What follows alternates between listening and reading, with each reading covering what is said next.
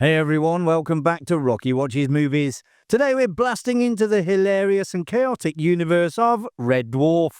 This cult British sci-fi comedy has entertained fans for decades with its quirky characters, absurd situations, and unforgettable one-liners. But how much do you really know about what went on behind the scenes? So strap in, check on the cat, and let's explore 20 things you never knew about Red Dwarf.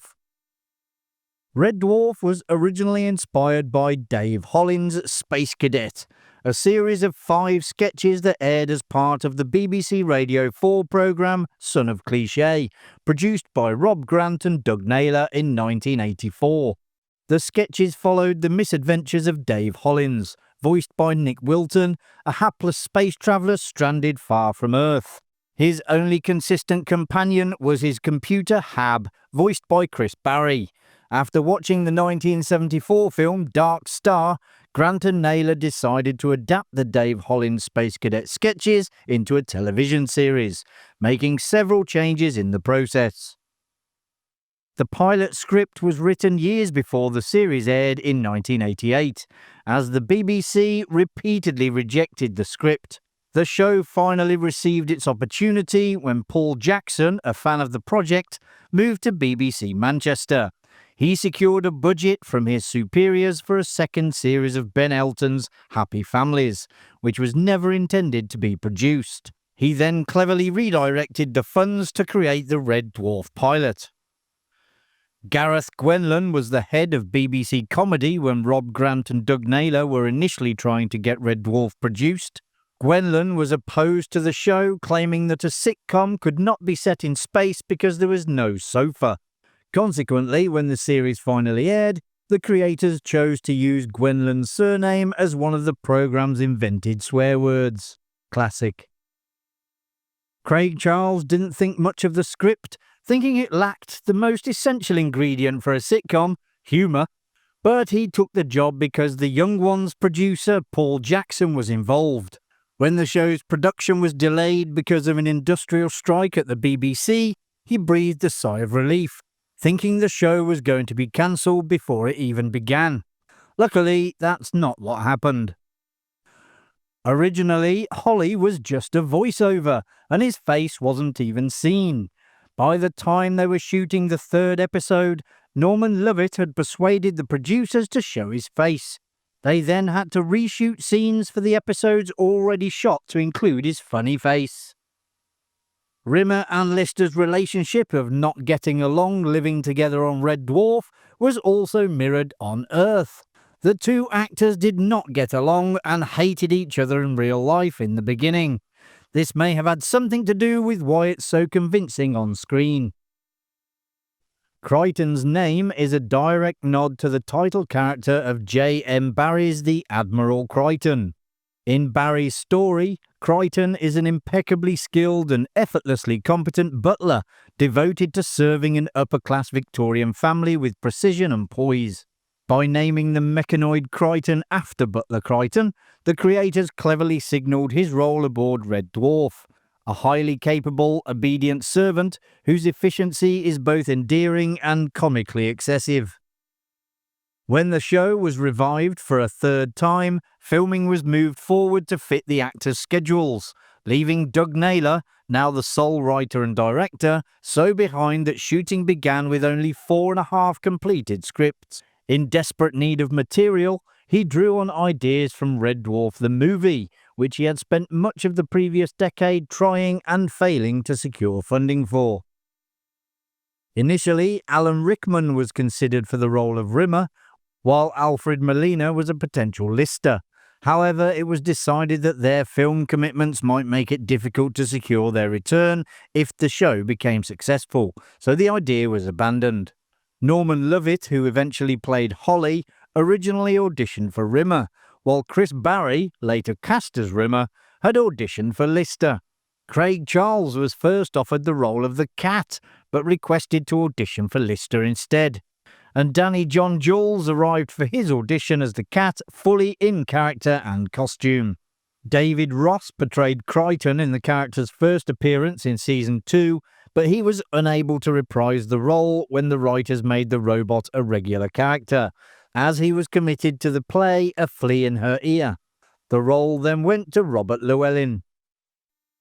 Norman Lovett, who played Holly, left after the second series due to the strain of commuting between his home in Edinburgh and the production in London and Manchester. He reportedly felt unhappy when Hattie Hayridge was brought in as his replacement. There was no Holly in Series 6 as the writers removed Red Dwarf itself and the series was set entirely aboard Starbug. But when the character returned at the end of Season 7, Lovett resumed the part.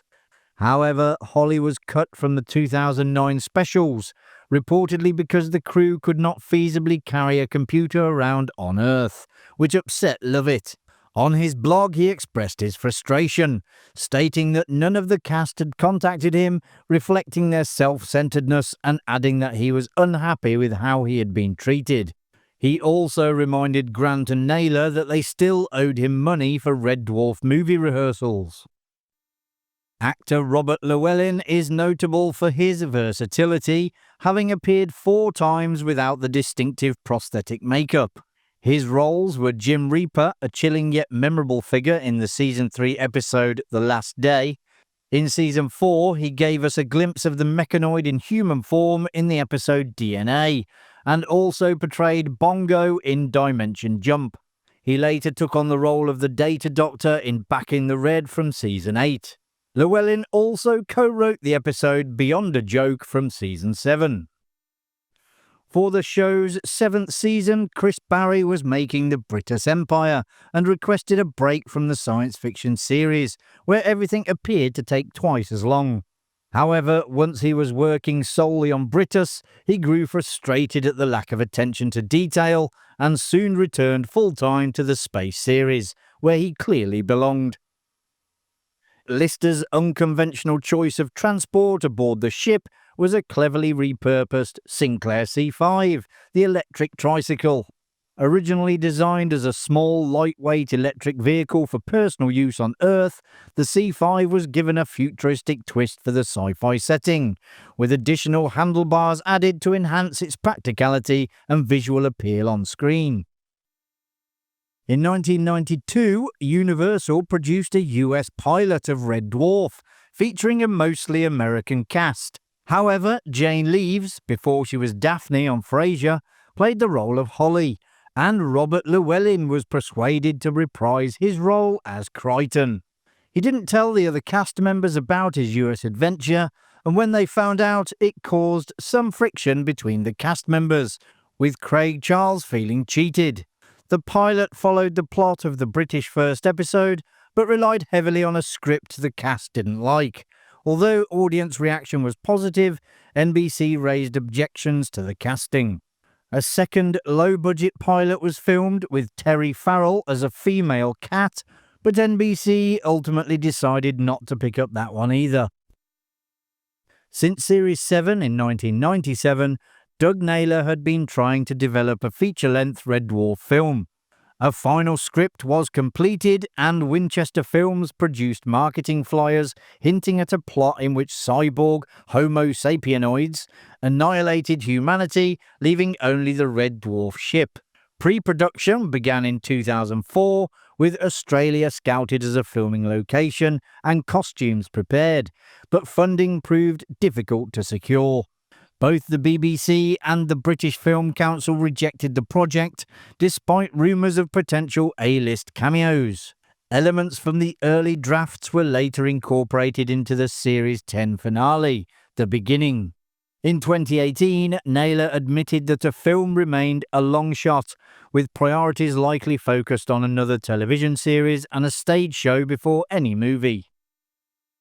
For the first series, the producers had to visit a local pub and persuade patrons to fill the gaps in the studio audience. By Series 8, reflecting the show's growing popularity, over 200 fans had to be turned away from recordings as demand to see the series live had become overwhelming. When the show returned in 2012 for Series 10, ticket demand was so high that the ticket company's website crashed within minutes. Series 7 and the 2009 specials, however, did not feature a live audience, allowing greater flexibility in camera work and set design. The writers struggled with the restriction on swearing, so they created the inventive profanity smeg as a substitution.